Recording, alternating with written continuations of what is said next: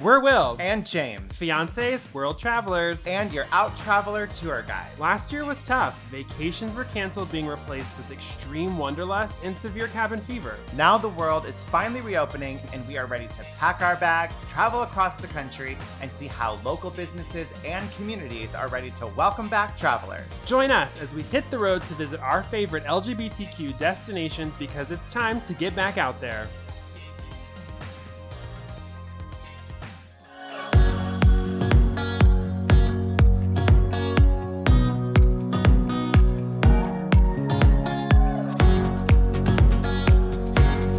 Portland is a unique city known for its coffee houses, microbreweries, food carts, eclectic art scene, and energy.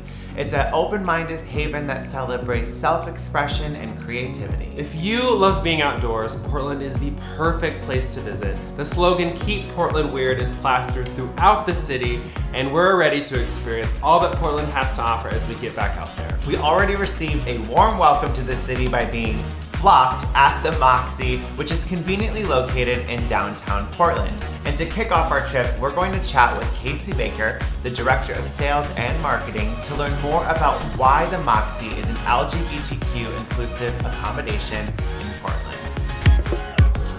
I'm Casey Baker, Director of Sales and Marketing for the Moxie Hotel in downtown Portland. We've been open since February 28th. We are Portland's newest hotel, opened during the pandemic, and we've just been loving it ever since. Opening a hotel during a pandemic is definitely a challenge, but it was worth it, and it's a labor of love for all of us here, and it's something that it's kind of a gift to the city of Portland. Welcome out of the pandemic now.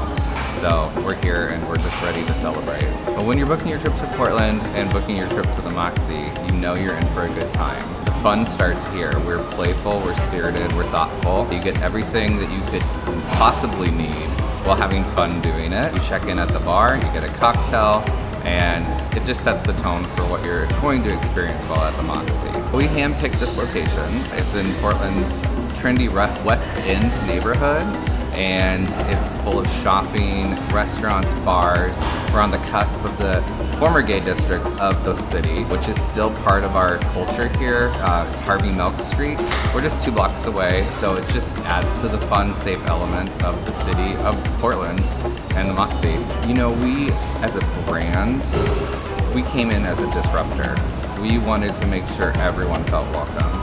When you walk in, you want to feel like family, and you know that is something we say in the gay community. Are you family? You know, and we are family. We have all genders working here.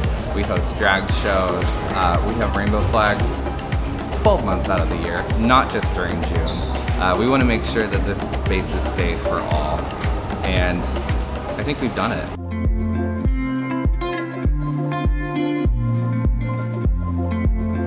We just spent our early morning here at Rooster Rock Park on the beach. It was really nice to be outside and in the fresh water. And the views are spectacular here. And one thing that I really like is that you have Oregon on one side and Washington on the other, and everyone here is so friendly and just free, and I think that's what I really liked about the vibe at Rooster Rock. Well, just being outside, I think when you think of Oregon, you think of forest and nature, and so it's nice to be in the water and seeing so many beautiful things.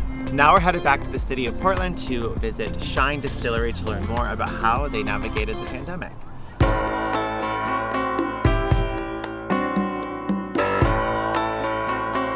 My name is John Petit, and I'm the owner of Shine Distillery Grill, located here in North Portland. I spent 20 years in the beer and restaurant industry. I was raised on a farm, on a nursery, a family of makers. So I kind of have the maker-builder mentality in me, and then just the passion for the industry, being kind of the first one in the nation, or one of the first, as I claim, it's not a fact, I claim that we were the 9th distillery restaurant in the nation. It was a concept that was waiting for Portland. This is a town of people who embrace the local making community. So here we go with the new restaurant concept. Shine opened 2 years ago. We had 7 months of operation prior to being shut down by the pandemic. We rolled into hand sanitizer immediately. That carried us through to the summer of 2020. Well, hand sanitizer was our first real pandemic pivot that we did, and it was kind of born out of necessity.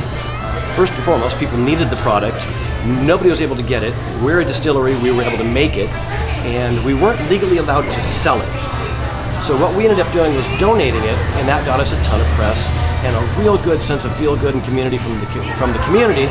Within about 2 weeks, the federal government did give us a permit to sell it, and that really kind of actually financially bailed us out, which was also very, very helpful. We were helping the community, and the community was very much supporting us at the same time. Then we opened up our drag queen drive-thru, which was a huge hit and success, and that carried us through to the opening in 2021, which we are now still operating as.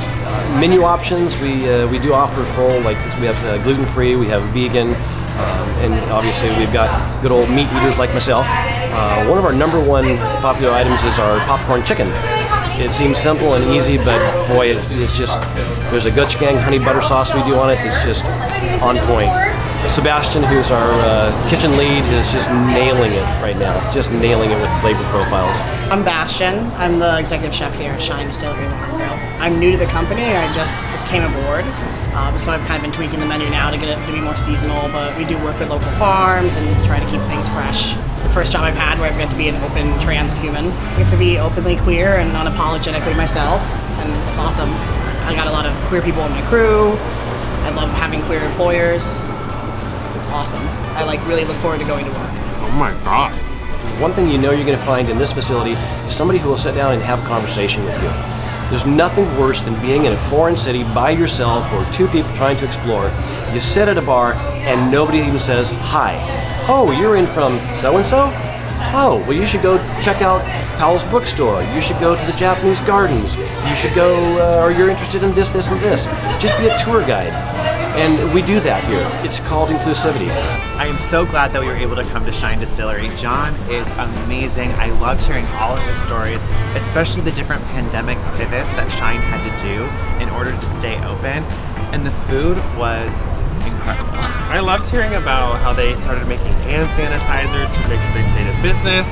The mac and cheese was amazing. And the pretzel, I've never had a better pretzel in my entire life. Literally the best pretzel I've ever had.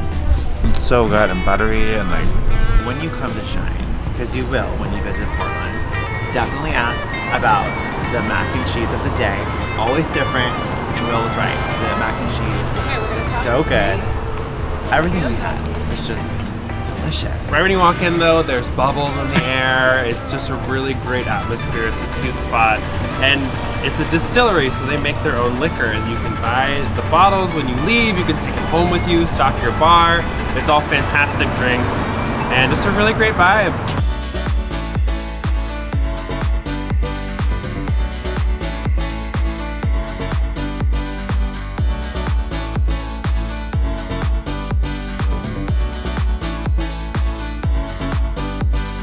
Hey everyone, it's me, Poison Waters, here at the historic Darcels 15 showplace in the beautiful Rose City of Portland, Oregon. We're the longest running drag show in the whole world, celebrating 54 years. I first joined Darcels 15 and Company in 1990. That means I've been here forever. I meant to smile. My favorite thing about Darcels is the inclusivity.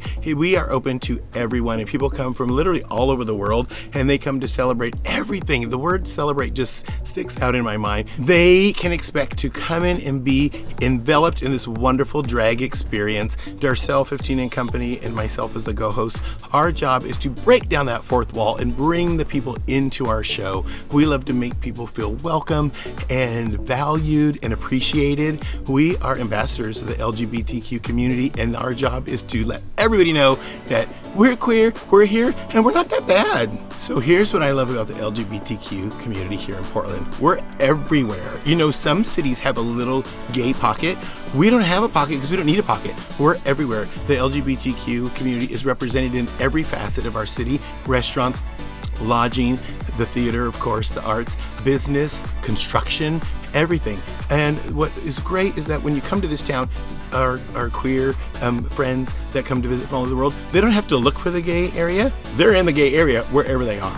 What has been so inspiring to me over the pandemic is the resilience of our community. Oh my gosh, the queens have figured out how to make a buck on the street corner with a boombox, or on the Zoom calls in boxer shorts and bare feet, because you can't see nothing below the titties. Can I say titties? And also the businesses, you know, they've rallied around each other. Some have folded and gone away, and those that were able to survive have reached out and helped those folks. They brought their staff on to help give them hours and wages. They've offered their services and resources to those that are struggling. And so our community during the pandemic really came together. Obviously the pandemic sucked for everyone on so many levels, but it really showed that our community cares about one another and we reach out to help each other. First, you better come to Darcels 15 & Company or else you're gonna get red, blocked, and I don't know what's the worst thing of being blocked anymore. I think, oh, canceled, queen. Hello, drag queen, I'm a bar girl. I love my vodka soda, but you gotta get out and see our city. Oh my gosh, my favorite memory performing here at Darcels is, there's many, but it's always at the end of the show when a customer will say, my husband was hesitant to come here, but you changed his mind, he laughed and cheered. We have so many people come here from little small towns and some of those square states in the middle of the country that people don't even know the names of, myself included. Sorry, Oklahoma. I guess it's not a square, it's kind of like a pot. Anyway, it's the handle thing. What am I saying? What was the question? Oh yeah, so people will say, I love the show. They had not met black people, they had not met gay people, they hadn't met a gay black drag queen, and they said, you have opened my eyes, you've let me know that this is cool. And you know, I think my life and my experience is more than cool, but I'll take it. I'm Darcels 15, owner and operator of Darcels 15 Show Bar for 54 years. I lived in Portland my entire life. I've had a wonderful career here. The acceptance has been beautiful ever since I started. And when I started in '67, when it wasn't that popular for a man to put a dress on, but it worked with us, and here we are. And now we get people from all over the world. Leave all your ties up and all the things that bother you in the life and walk in and enjoy the show. Oh my gosh, Darcels was amazing. The energy was so much fun, and I'm pretty sure Poison Waters is our new best friend. I loved meeting with Darcels 15 and just hearing her story. It was just a wonderful time being there. You've got to do Darcels when you visit Portland. The winners of season 32 of The Amazing Race, our boyfriend James and Will, working with Out Magazine and Out Travel. Thank you so much for coming to visit us. We look forward to your wedding. Darcels, we were invited to the wedding. Yeah, they didn't mean to invite us, but they said, they misspoke, and they said everyone's invited.